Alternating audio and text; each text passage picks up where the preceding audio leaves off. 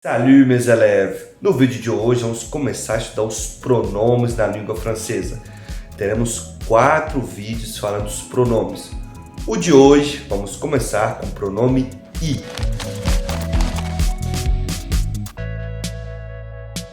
Nesse vídeo de hoje vamos começar com o primeiro pronome na língua francesa, que é o pronome Y, ou então o pronome I, porque o som dele é I. Esse Y tem o som de I. Veremos como podemos usar esse pronome, qual que é o papel de um pronome aí numa língua, por exemplo, no idioma, o que ele faz, o que ele nos ajuda, tá? Tudo isso nessa videoaula. E se você é novo aqui no canal, inscreva-se, curte, para dar aquela força pra gente. Vamos começar então. O pronome I, tá? Le pronom I.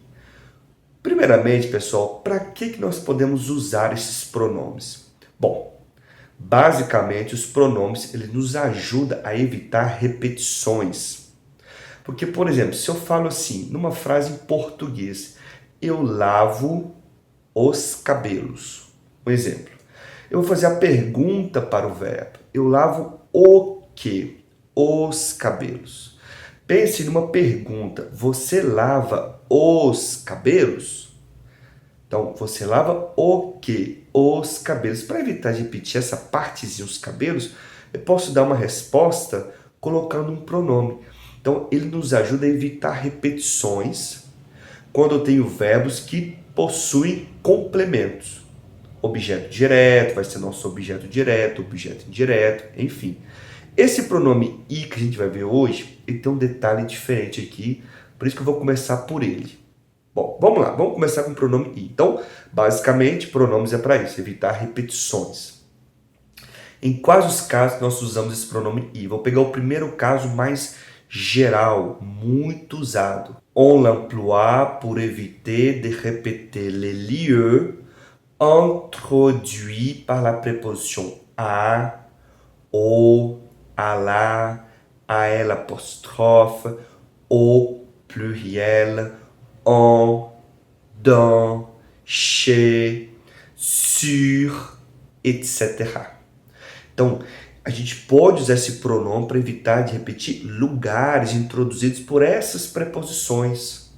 Então, por exemplo, se eu falo assim, ó, tu vas au cinéma? Uma perguntinha. Tu vas au cinéma?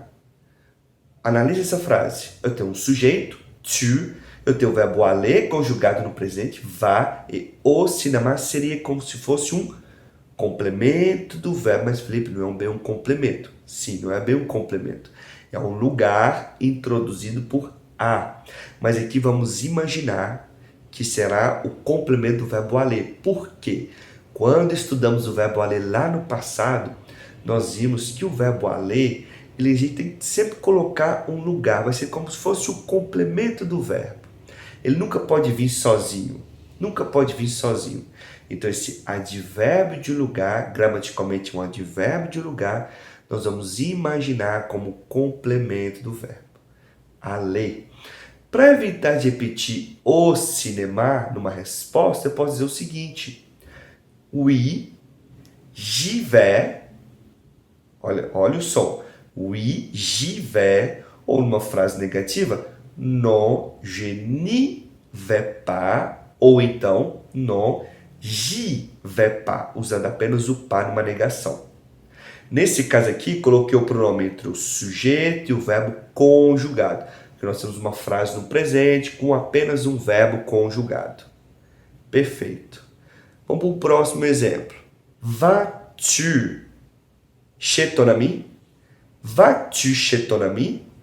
Aqui eu mudei um pouquinho a frase, coloquei como o advérbio de lugar, chez ton ami, que é como se fosse na casa do seu amigo, no apartamento do teu amigo. Então, onde o amigo dessa pessoa aqui está morando. Ela me responde, oui, j'y vais. Non, j'y vais pas. Ou então, non, je n'y vais pas. Então, aqui, a preposição usada, o chez, introduzindo aqui uma questão de lugar, tá? Eu posso usar também o pronome i. Então, é muito usado com o verbo aller. tá? Porque o verbo aller, como eu disse, ele nunca pode vir sozinho. Eu poderia dar a resposta assim, oui, je vais. Não, aqui tá errado, porque o verbo aller sempre precisa de um lugar, sempre precisa de alguma coisinha indicando o lugar, e não pode vir sozinho, tá? É uma particularidade aqui do francês, desse verbo aqui no francês, do verbo aller. Mas é só para o verbo aller, Felipe? Não. Por exemplo, o verbo être.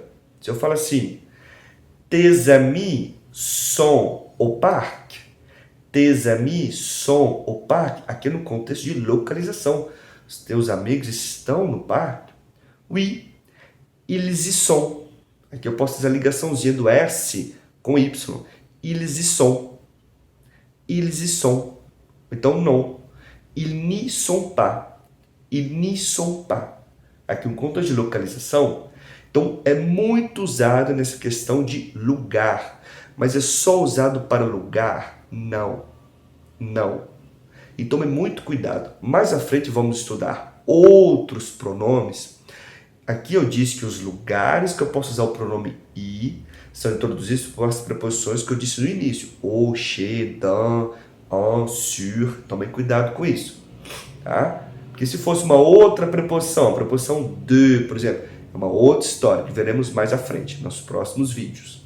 Bom, podemos usar também o pronome i, esse pronome, para evitar de repetir o complemento do verbo, que é uma coisa, vai ser sempre uma coisa, introduzido pela preposição a.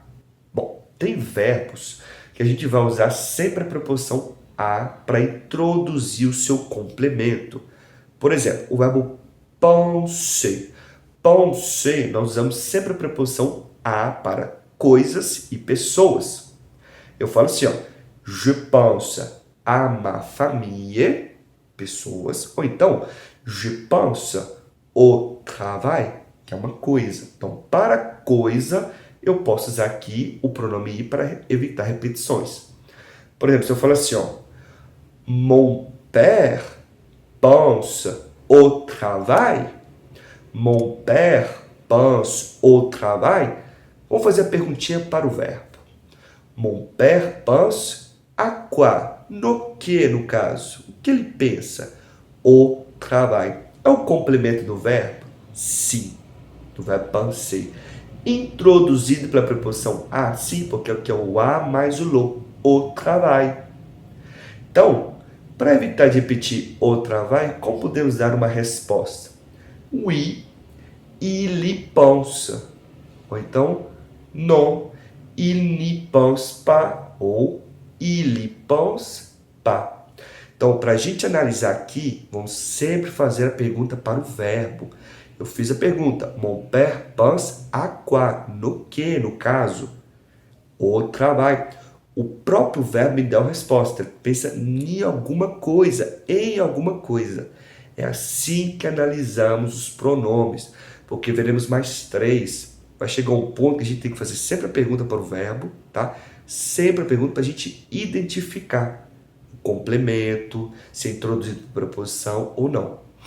Então, vamos pegar continuar com esse exemplo do verbo penser.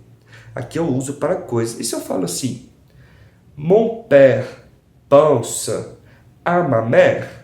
Meu pai pensa na minha mãe. Mon père pense à ma mère. À ma mère agora é o que? É uma pessoa introduzida pela preposição a.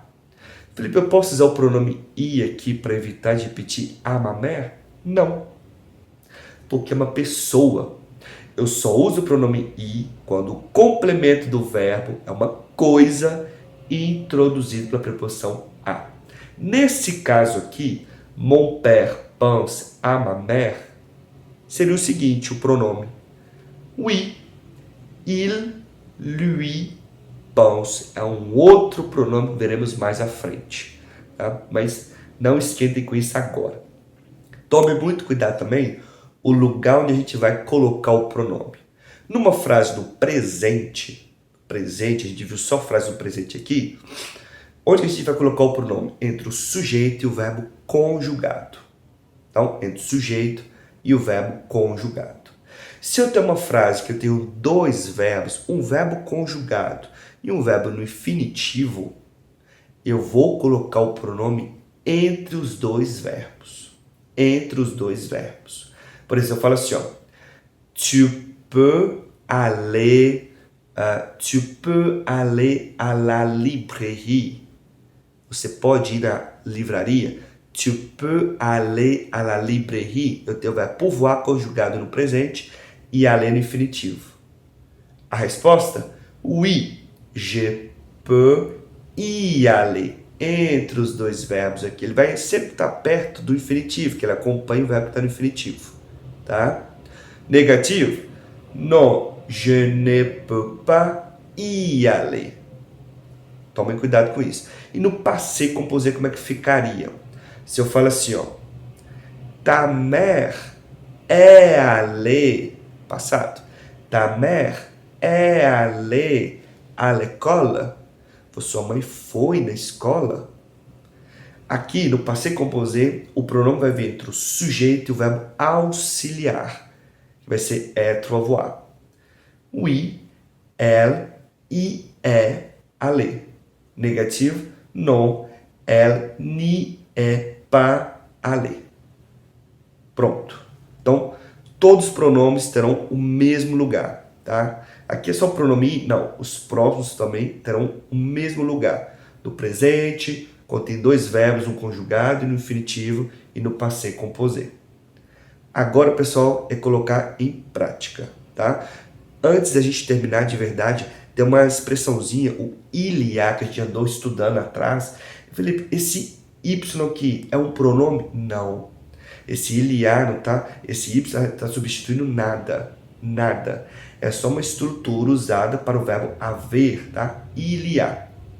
Não quer dizer nada, tá bom? Agora sim, colocar em prática. Vou deixar um PDF como fosse para vocês, com atividades, com as respostas. Pratique bastante. E até o próximo vídeo falando dos pronomes. Merci, au revoir.